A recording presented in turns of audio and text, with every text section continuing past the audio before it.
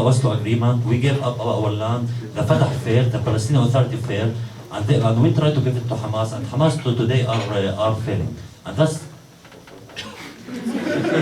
Então, só para pegar um pouco do final da resposta dele anterior, que ele falou de todo aquele processo, ele realmente acredita que haja uma conspiração, quer dizer, haja um movimento político para absolutamente destruir a questão palestina, e ele falou da questão dos refugiados, quer dizer, essa população de refugiados, o que acontece em muitos lugares é que eles vão ganhar cidadania. Então você pode ir no país europeu, eles te dão cidadania.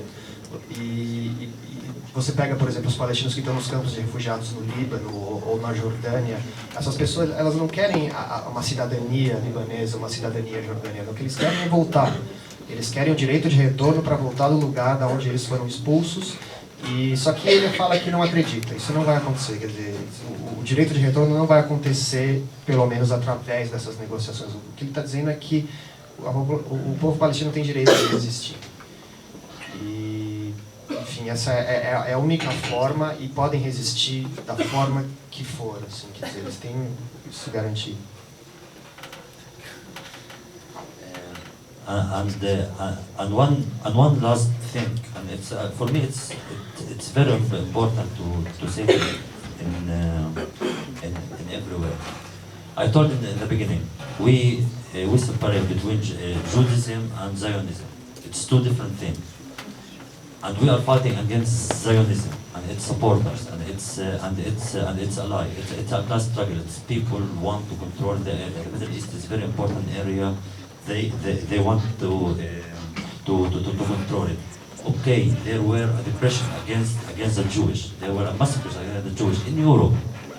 The Jewish in the Arab country, they lived until today in the Arab world. There are a lot of Jewish who are living peacefully. There were never problems. And the Jewish who came to Israel from the Arab countries in the 40s and in the 50s, they didn't want to do that. One of the Zionist troops, it's called the Etzel, and one its leader, it's called Yitzhak Shamir, who was the Prime Minister of Israel in the years 1982 until the year 1988, I think, 1992, 10 years. He was one of the leaders of this Zionist troop. They did explosions in the Jewish neighborhood in the Arab country to make them move from there to Israel. Ele quer esclarecer uma questão que ele faz uma diferença total entre o que é ser judeu e o que é ser israelense, ou o que é ser judeu ou o que é sionista. Porque ele está dizendo que o que se luta contra, toda a questão do sionismo é uma questão da luta de classes, é uma luta política. É um movimento político que tentou tomar as terras, então isso é uma questão. A questão dos judeus é outra. Assim, ele está citando como... Por exemplo, você tem judeus que vivem em países árabes pacificamente até hoje. Você tem... Aí ele citou o Yitzhak Shamir, que é o primeiro-ministro. Ele é de origem, ele comandou uma força dentro de Israel, que eles iam até países árabes e causavam explosões para você ter esse movimento de judeus árabes que fossem para Israel, nas décadas de 40 e de 50.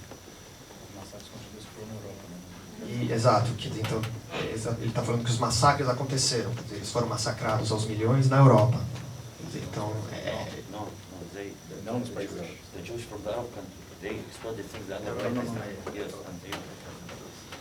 então ele gosta muito de fazer essa diferença, quer dizer, sem dúvida existe uma discussão ali que é uma discussão, e existe uma outra discussão na Palestina e em Israel. É importante fazer essa diferenciação. So we as Palestinian people, we know what's depression, we know what's racism, and we have a very long experience in that. That's why we are not racist.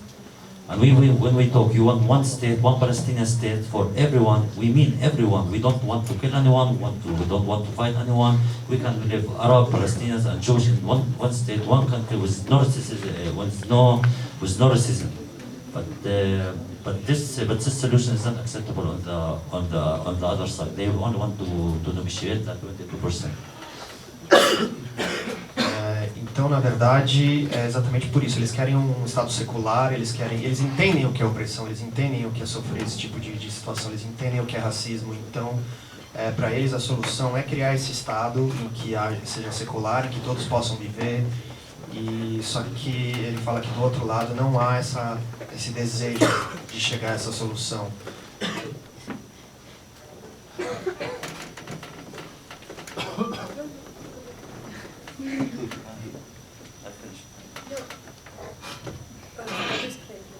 Não, só para fazer um comentário, porque quando eu falei da questão da unidade...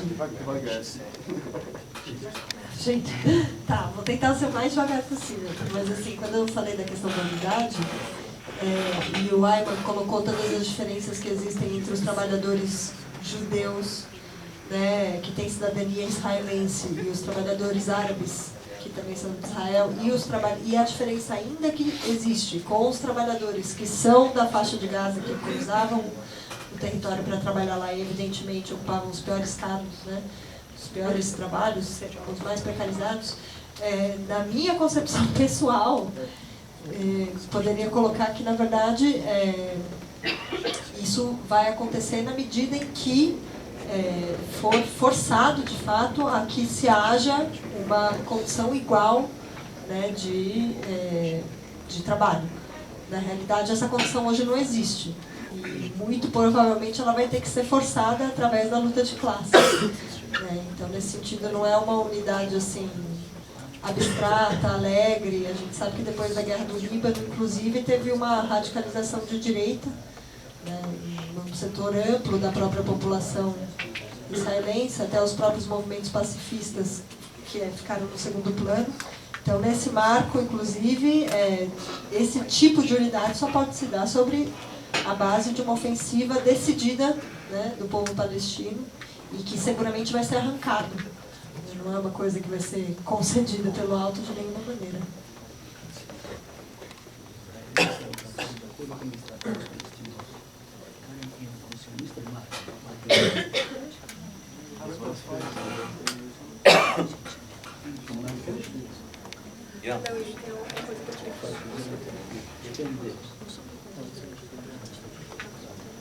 Não, tem alguma... Obviamente a gente vai fazer a de considerações finais, mas tem algumas pessoas levantando a mão para falar, acho que poderia já fazer agora. Eu vou pedir só para vir, para a gente... Só passar um papel, porque eu sou exagerar e não falo muito bem português. Não, mas aqui a mesa já está... Nós não entendemos bem português. Pode falar inglês. Dá para eu levar, não? Dá para eu levar? Pode falar. Dá para eu levar para ela? Microfone? Não? Então, enquanto tinha outra pessoa levantando a mão lá, enquanto eu pedi para se aproximar enquanto a gente lê aqui. O que acham vocês sobre o voto da ONU em dezembro ou janeiro sobre o reconhecimento da Palestina como Estado observador não membro? É um progresso? Ou ainda falta muito na olhada na visão internacional e, mais que tudo, no poder de Israel e dos Estados Unidos na cena internacional, que supõe uma evolução no funcionamento da ONU, que ainda é uma instituição da pós-Segunda Guerra Mundial, da colega Isabelle, da Ciência Política. Tinha outra pessoa que levantou a mão ou era só para chamar a atenção para essa pergunta? A gente talvez fosse uma colega solidária.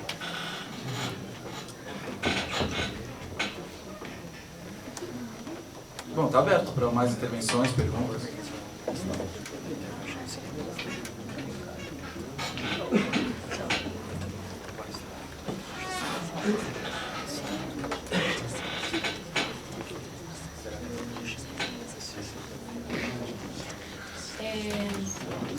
Buenas noches, yo soy de una universidad en España, tengo origen libanés, entonces estoy muy contenta que los compañeros palestinos vengan hoy a hablar a la universidad, ¿no?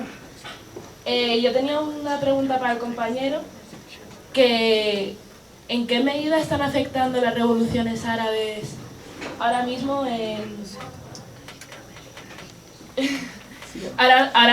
en Palestina? Porque yo creo que algún efecto tendrán, por lo que yo sé. Y sobre todo cómo se está unificando la lucha, sobre todo con la revolución siria y la revolución palestina, porque, por ejemplo, por lo que yo sé, hay un campamento de refugiados en Siria que se llama el campamento Yarmouk, que es donde hay un montón de palestinos viviendo ahora ahí y sufriendo los bombardeos de un dictador llamado Bashar al-Assad. Y yo quería saber más o menos cómo se solidarizan estos pueblos con la lucha palestina y cómo Palestina se solidariza con las revoluciones árabes, porque yo considero que, coincido con ella, la lucha por Palestina es una lucha estratégica por la destrucción del Estado de Israel, yo lo digo así, pero también creo que es una lucha estratégica que estas revoluciones triunfen de alguna forma, unificándolo con la lucha palestina, ¿no? Entonces yo quería preguntarle más o menos qué opina él, que es de Palestina, y a ver si sabe contestar, ¿no?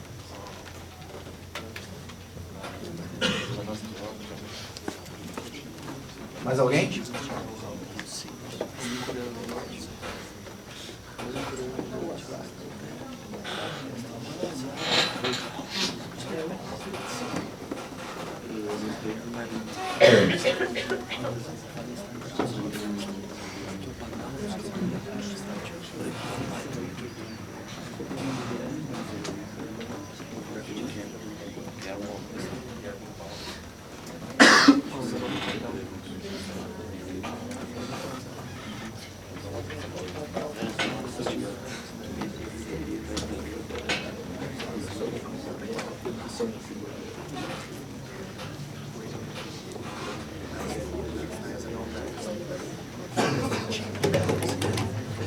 Gente, enquanto estão traduzindo aqui para o Ayman, na verdade eu tinha me comprometido a colocar uma questão que ele não pode colocar, porque se ele colocar, ele corre o risco de ser preso, né, de acordo com a legislação super democrática lá, como vocês puderam ver, que é o seguinte, que eles valorizam bastante a política que a gente desde o Brasil pode levar mais concretamente em termos de atuação sobre a questão de boicote. Todo mundo sabe que o governo brasileiro tem uma série de acordos com o governo do Estado de Israel, inclusive acordos de fornecimento de armas, e a USP em particular tem uma série de acordos também com as universidades e com, enfim, uma série de instituições israelenses, Unicamp, né? Também. Unicamp, as universidades nas quais a gente tem, enfim, estamos, e que nesse sentido é uma ação bastante coerente, concreta, né, de justamente colocar não só a denúncia de todos os acordos que o governo brasileiro tem, mas também de todos os acordos que as universidades mantêm, né, e nesse sentido questionar para que serve isso. Porque afinal de contas, aqui na pós-graduação, eu comentava com a Hassan também, aqui na pós-graduação a gente até tem um currículo que fala da questão do Oriente Médio, mas quem dá é um professor bastante simpático ao sionismo. Então também isso é um problema, né, o tipo de história que é discutido aqui sobre o Oriente Médio, e que a gente, como parte dessa universidade, tem que buscar questionar e levar adiante ações que nesse sentido possam chamar atenção para a causa palestina de maneira mais contundente. Eu tinha me comprometido com ele de colocar isso desde o início, mas aí o debate foi girando. Acho que essa é uma questão importantíssima, né, e também chamar todos, na verdade, a acompanhar as próprias ações e propostas que são feitas a partir da frente de apoio à luta palestina, o próprio MOPAT, que é o movimento do qual o Hassan faz parte, os companheiros também, né, que lutam justamente para colocar essa pauta como parte das discussões, enfim, e transformar isso tudo em militância e mobilização.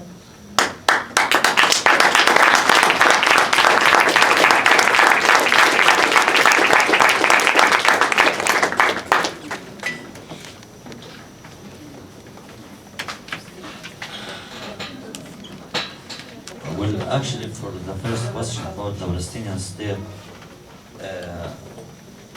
okay, maybe I'm talking about my personal opinions, but I'm a political activist in a leftist movement, and we have our issues about that. I worked also in the field for 1 year for the field of human rights, and I know about the tenors and the efficiency of tenors in the UN. Of course, the UN is not only the General Assembly, the UN is not only the Security Council. It has a lot of things, it has a lot of branches. It's a very big institute. Ele vai primeiro responder a pergunta do Estado membro.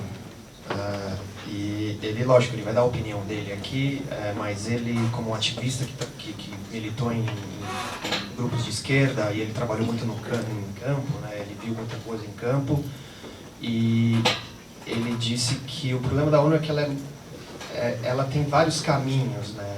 E é lógico, a ONU não é só a Assembleia Geral, a ONU não é só o Conselho de Segurança, a ONU é uma organização muito grande. And being a non-member state in the UN, theoretically, it's very good. E ser um membro observador é uma coisa boa. Teoricamente. But the problem is the United States used its veto right more than 40 times in the UN Council for Israel. And they will use it another 40 times. So we don't expect anything from the UN, and it was the most funny subject for the Palestinian people. We had a lot of jokes about it. So we as Palestinians in Palestine. O problema é que, por exemplo, no âmbito do Conselho de Segurança da ONU, os Estados Unidos têm poder de veto, eles já vetaram mais de 40 vezes a criação do Estado palestino. Se eles precisarem vetar mais 40 vezes, eles vão vetar. Inclusive, a decisão de se criar um Estado palestino foi uma grande piada para os palestinos. Eles se divertiram, assim, tendo várias piadas que eles puderam contar com isso, porque, de fato, não se leva a sério. Não muda nada.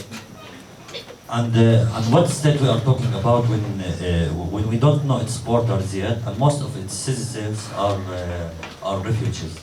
Quer dizer, então, que tipo de Estado você está falando quando você não tem fronteiras desse Estado e quando a maior parte da população desse Estado é de refugiados? For your question, it's very important question. It's very complicated. I know the answer, and I know the answer very well. But I'm not here to go into discussions about it. I came here to talk about the Nakba. But I can tell you only one thing about the Arab Spring. Quanto à sua pergunta, ela é complexa. Ele não quer se estender muito sobre ela porque ele veio falar da Nakba, mas ele vai falar alguma coisa sobre a Primavera Árabe. How do you say todo mundo? Todo Arab mundo, all the Arab world, we like support the Egyptian revolution, the Tunisian revolution, because these two revolutions started with the people, from the people, to the people, and people were knowing what they are doing, although it's being misled now. Quer dizer, então, no primeiro passo, todo o povo árabe, eles apoiaram o que aconteceu, a revolução no Egito e na Tunísia. Quer dizer, foi uma revolução feita pelo povo, para o povo, e teve todo um processo popular que veio de fato das ruas, que agora está sendo misleading, que ele está falando, está sendo enganado, está sendo... But about Libya, for instance, what the people who are did the revolution in Libya, most of them, the leaders of them, they were foreigners. One, two, they sold the Libyan oil when Gaddafi was still the president of Libya. They started first selling the oil. Agora, com relação à Líbia, quer dizer, ele falando que, por exemplo, as pessoas que fizeram a revolução, a chamada revolução na Líbia, em primeiro lugar, elas eram, a maior parte eram estrangeiros. Em segundo lugar, o que eles fizeram antes do Gaddafi cair, já antes do Gaddafi cair, eles já estavam vendendo petróleo para comprar armas. I told you, this is my opinion. I'm not discussing. You have your opinion, I have my opinion. No, but I'm not legitimizing your opinion at all. I didn't mean that all the directions of the revolutions are the best directions in the world. I'm not saying that. But what I'm saying is that the question was, are the Arab revolutions affecting the struggle in Palestine, helping it? Yeah. And is the Palestinian struggle helping the people? I'm not talking about the direction of the Arab revolution. I was coming to that. I'm sorry. I was coming to that. But so I'm just trying to show like one point. All this revolution in North Africa, let's say, what is going to be now in Algeria, because there's a news that the president is in very bad health and he's gonna die, and people are trying to move there. what's happening in North Africa, this is the best thing can happen to these people, because they're people who are living under depression. They couldn't fight for Palestine. These people love Palestine. They want to fight for Palestine. I've been to a lot of conferences there. I know what the people think. They couldn't fight for Palestine just because they have corrupted regimes that are connected to the imperialist by power. And when they're especially for the Palestinians, it was especially the Egyptian revolution. Egypt is the neighbor of Palestine. It's in its borders. The Egyptian people want to fight for Palestine, especially because there is a lot of Israeli misjustice, even with Egypt after they occupied Sinai in 1967. Então, em relação ao que aconteceu na África, no norte da África, aquilo foi o melhor que poderia ter acontecido para aquelas populações, quer dizer, ele já foi para muitas conferências. Em primeiro, ele conhece aquelas regiões, eles não puderam lutar pela Palestina, porque eles eram governados ou são governados por regimes corruptos. Sim, então eles têm essa solidariedade, mas não podem, quer dizer, e o que aconteceu na Tunísia, principalmente o que aconteceu no Egito, pela questão da localização e da fronteira, o que está para acontecer na Argélia, porque pelas notícias o presidente não está muito bem, ele pode morrer, e aí existem já movimentos na Argélia. Então esse quadro do norte da África foi importante. But unfortunately, after the Muslim brothers ruled Egypt, we thought at least the siege on Gaza will be removed. In Gaza, people live the most difficult situation in Palestine. At least we believe the siege on Gaza will be ended, because Egypt was part of this siege. It's not only Israel, it's Egypt. They closed all the border and they bombed the people who are in this big jail. We thought at least it would be open, but it was for a very small time, and it's now they are still living under siege. It's very difficult to go out, and it's like the only land for Gaza is Egypt. Everything goes to Gaza through Egypt, but today it's nothing changed. Então, falando agora para pegar o Egito, por exemplo, que aconteceu depois, quando a Irmandade Muçulmana assume, você pensaria que o cerco a Gaza, por exemplo, acabaria, que se terminaria. E ele acabou durante um curto espaço de tempo, mas o fato é que a situação não mudou. Hoje as coisas não entram em Gaza, é uma população em Gaza, os palestinos continuam sob cerco, e o cerco não é só israelense. O cerco também é feito pelo Egito. Então você tem uma população cercada, que é bombardeada, que é atacada. E então essa revolução no Egito para os palestinos não mudou nada. And worse than that, unfortunately also, the Muslim Brothers respecting and accepting every treaty that was signed between Egypt and Israel in 1979 in 1977 in Camp David. Unfortunately, they were against it. They demonstrated against, but they now accepting it. And these agreements are very, how can I find the word? Are very.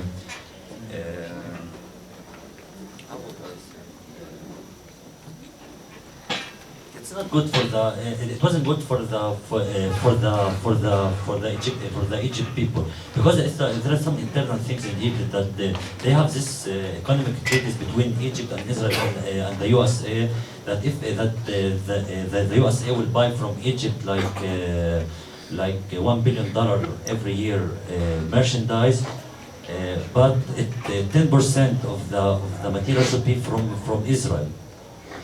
So Egypt should buy from Israel so she can sell to the US. So they didn't give up anything, and it's humiliating. The word is humiliating. All the treaties between Egypt and Israel are humiliating for the Egyptian people and for Egypt. E uma das coisas que também foram decepcionantes é que a Irmandade Muçulmana, todo o grupo que tinha protestado contra os acordos de Camp David em 79, que foi o acordo de paz entre o Sadat e o Menachem Begin, entre Israel e Egito, e eles protestaram na época contra os acordos, eles imediatamente reconheceram todos esses acordos assim que eles tomaram o poder. Então, e ele estava dizendo, quer dizer, esses acordos são inclusive humilhantes, não só são um problema para a população palestina, porque trazem uma normalização entre dois estados que é inaceitável para os palestinos, mas também é humilhante para os egípcios, porque é um acordo entre Estados Unidos, Israel e Egito, em que os Estados Unidos se comprometem a comprar 1 bilhão em produtos dos egípcios, mas 10% tem que vir de materiais israelenses. Então os egípcios precisam obrigatoriamente comprar dos israelenses para fechar essa venda casada para os Estados Unidos. Quer dizer, então esse acordo é humilhante. E uma das primeiras coisas que o Morsi fez, o líder da Irmandade, foi reconhecer esses acordos. But the most important thing, and that's what keep us optimistic. Especially the Egyptian Revolution, especially after the Egyptian Revolution, we are having in Palestine this new phenomenon, which is we have a lot of young movements. They are separated. They went out of their parties. They don't want their parties again. They say, I don't care if you are Muslim, if you are Christian, if you are Druze. I don't care if you are rich. I don't care if you are poor. I don't care what you think. We are against Israel. We are against the occupation. So these young movements are reorganizing in different things than the political parties, and they are making very good moves that they are making even the political parties to go after them, not they after the political parties. Mas o que aconteceu talvez de uma forma interessante dentro da Palestina é que você tem um novo movimento da juventude, quer dizer, os jovens eles estão saindo dos partidos, eles estão evitando formas mais tradicionais de posições políticas porque eles tomaram a seguinte posição: não importa se você é cristão, é druso, é muçulmano, se você é rico, é pobre, existe uma agenda que é lutar contra a política sionista, que é lutar contra Israel.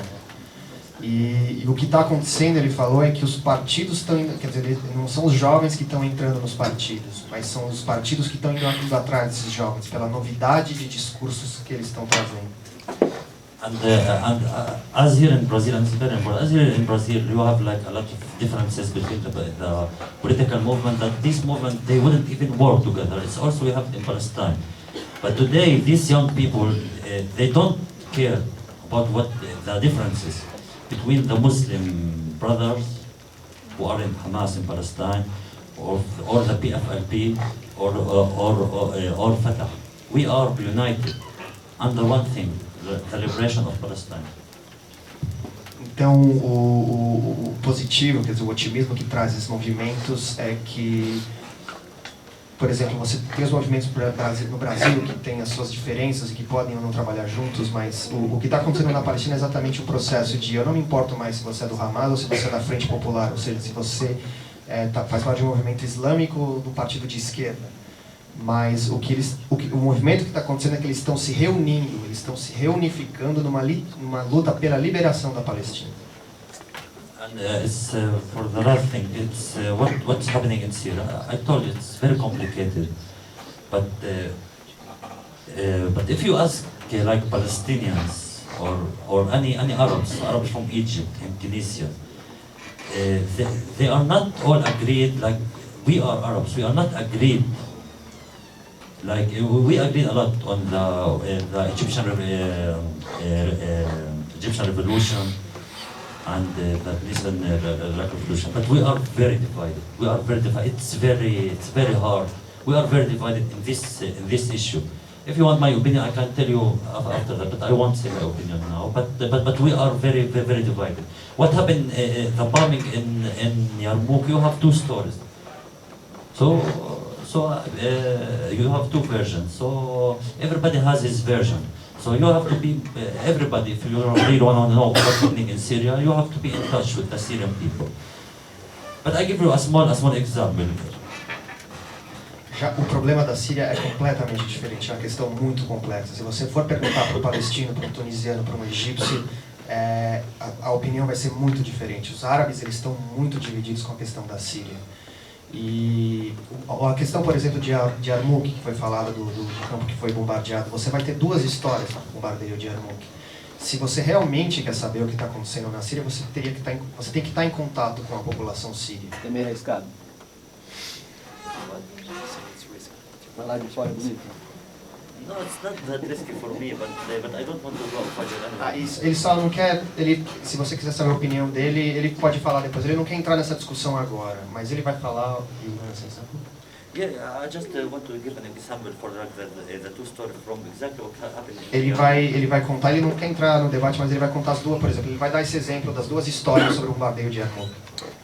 So like I have a friend from Yarmouk who start like telling me how the Syrian airplanes bombed the refugee camp, and he told me the names of people of his family that were killed.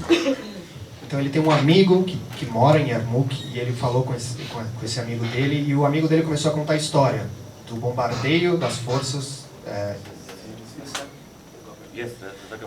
do governo que bombardearam Yarmouk, e ele começou a falar das pessoas que ele conhecia, dos membros da família que morreram sob o bombardeio do governo do Assad. I have another friend. Of course, all of my friends I know through the internet. I can't go to Syria, I can't go to Lebanon, of course, because there is no treaties with Israel.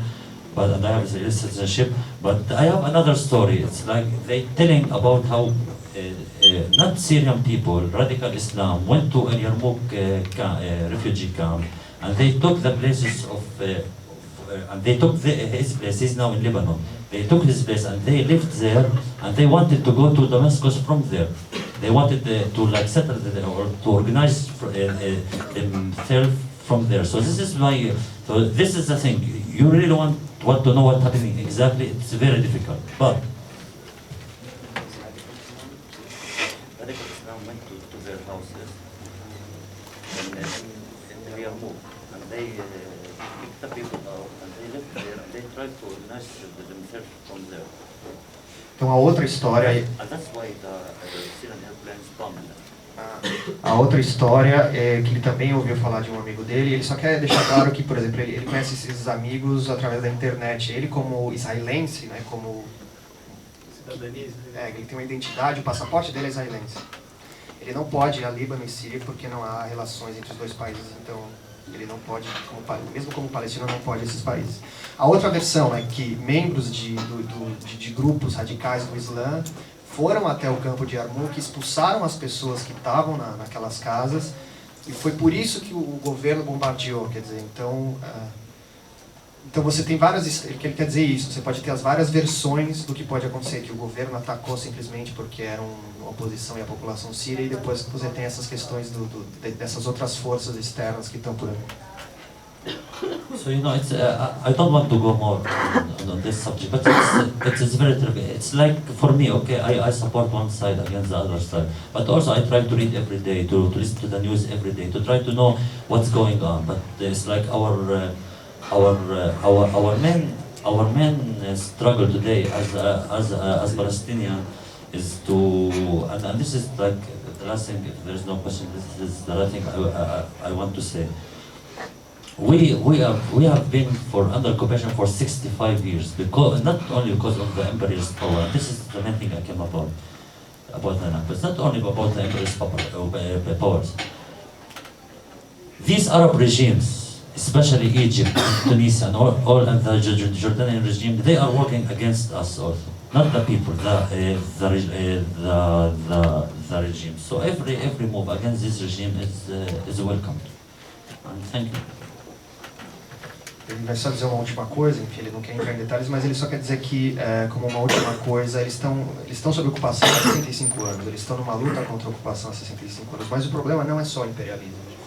Ele quer dizer que um outro problema são esses regimes árabes, quer dizer, são os governantes árabes, e não a população, mas os regimes, os governos, e ele acha que qualquer movimento que realmente derrube eles é bem-vindo.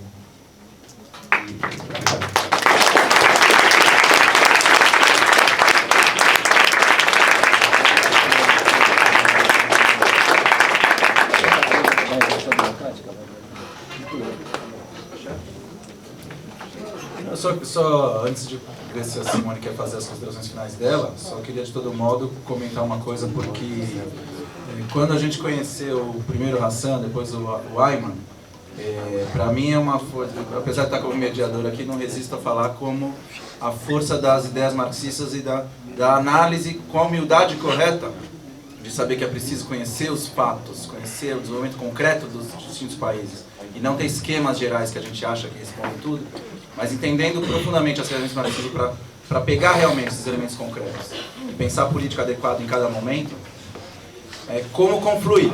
Porque o Ayman aqui do lado não é trotskista, nem eu, nem a Simone, nem nós que organizamos a revista somos palestinos.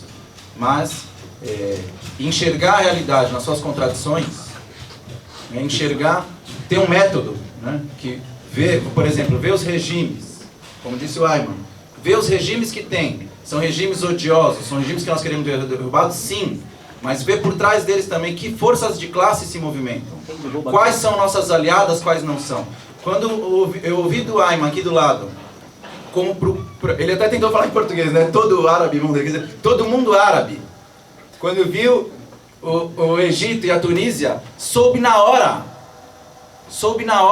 Nenhum trabalhador brasileiro sabia falar russo. Mas quando você pega a história, quando começou a Revolução Russa, todo mundo sabe que o imperialismo fala Coreia do Norte, o comunismo é uma desgraça. Nenhum brasileiro se emocionou quando tomou a Coreia do Norte lá com o pacto do stalinismo, respeitando o tratado com o imperialismo. Mas nenhum brasileiro precisou aprender a falar russo para saber o que era a Revolução Russa.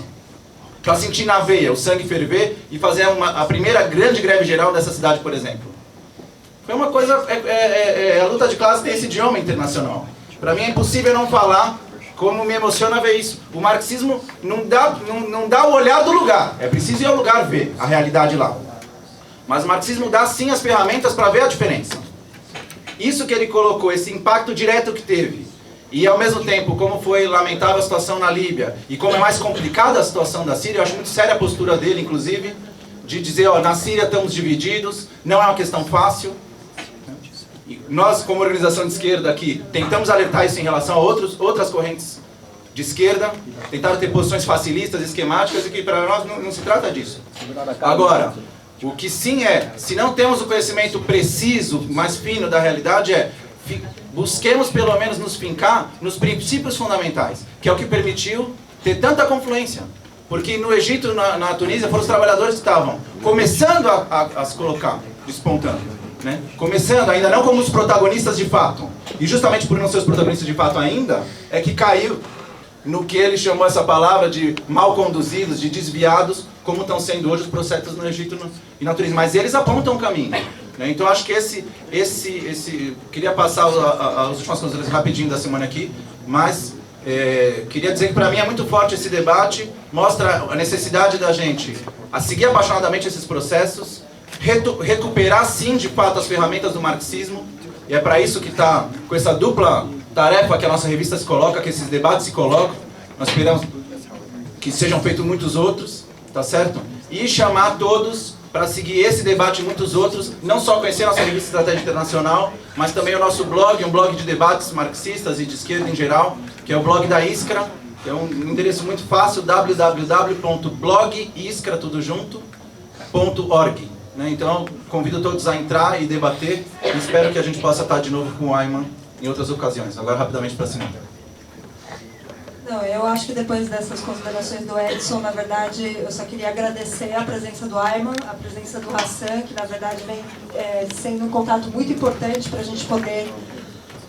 Arthur que fez a tradução, a questão da gente poder debater aqui, cada um com uma concepção, porque nós temos uma concepção, a gente tem uma estratégia que, como eu tentei colocar aqui, é a estratégia baseada na teoria da evolução permanente, ou seja, de que a luta pela libertação nacional leva de maneira indubitável a luta pelo socialismo, e de que nesse sentido, eu conversava até com o Ayman em outra ocasião, é necessário que todo esse combate que o povo árabe vem dando ao longo dos séculos termine levando a, de fato, uma superação da submissão que o imperialismo opõe, e que isso para nós só pode ter o seu ponto culminante na Revolução Socialista. Porém, de fato, nós temos a humildade de frente a processos como a Síria, que são processos extremamente complexos, produto dos 30 anos sem revolução, produto também de toda a confusão que os PCs semearam, tal como eu tentei colocar aqui na minha fala, e isso também é mais um débito que a gente tem que acreditar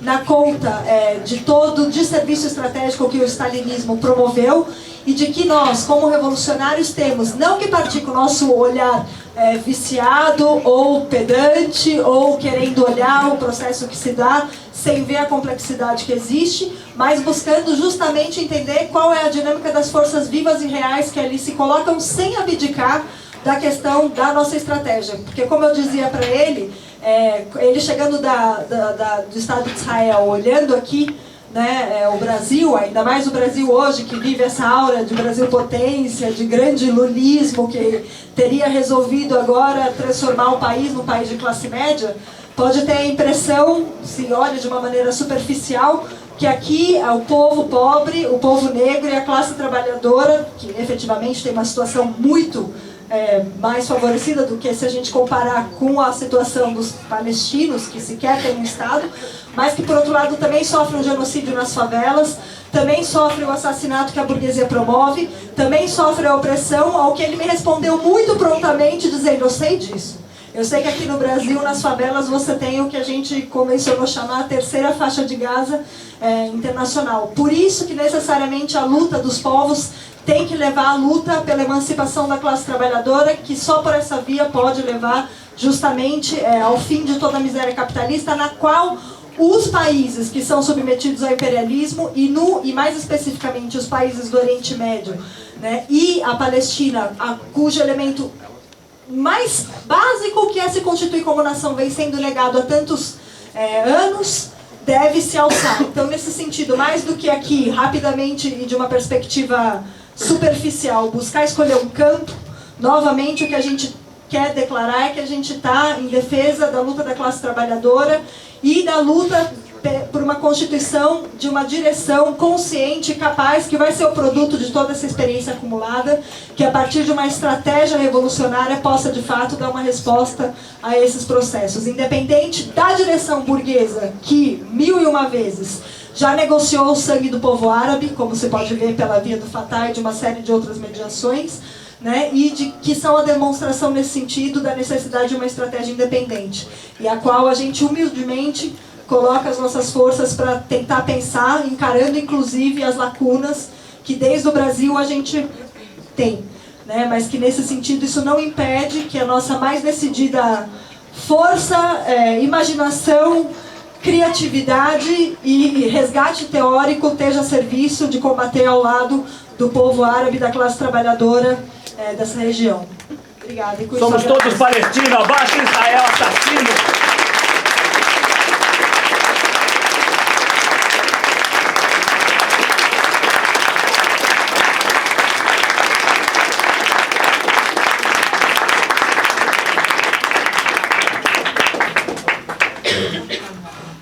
Companheiros, eu sei que não é um tema, mas colocando a questão da luta dos trabalhadores, eu acho importante colocar para todo mundo o que acaba de acontecer. Sou professora da prefeitura, Simone também, a gente estava lá na Assembleia e aconteceu que não só o governo Haddad não negociou o resto das pautas, como acabou de abrir um precedente histórico de dizer que vai cortar o ponto dos trabalhadores da prefeitura, como Covas fez com os trabalhadores do Estado. Isso é uma prática política. Não, Covas foi o que fez em 99 e depois disso virou uma rotina no estado de São Paulo cortar o ponto dos trabalhadores e professores em greve. Mas que isso abriu um precedente histórico, que desde o Maluf, do governo da prefeitura do Maluf, que isso não acontecia e que ele retrocedeu, a greve continuou, abriu toda uma perspectiva clara de mais radicalidade, de enfrentamento com o governo Haddad. Eu acho importante colocar isso aqui agora numa mesa na Universidade de São Paulo, porque o ano passado se reuniram cerca de 100, 150 intelectuais nessa universidade para defender a necessidade de lutar contra uma direitização no poder. E eu acho que a gente tem que conseguir fazer dessa universidade sair no mínimo o dobro de intelectuais que vão lutar contra uma política autoritária que destrói, que tenta destruir a educação pública, colocando os professores da prefeitura como refém de não conseguir pagar suas contas ao fazer uma greve. E que esse é um ataque fundamental e que é parte da aliança que o Haddad, que o PT fez com o Maluf, e parte de uma prática política do PT de tentar ser uma social-democracia liberal, com menos bota que o PSDB, mas com tanta repressão e tanta precarização da educação quanto. E eu quero convidar todos os companheiros aqui a estar junto nessa luta.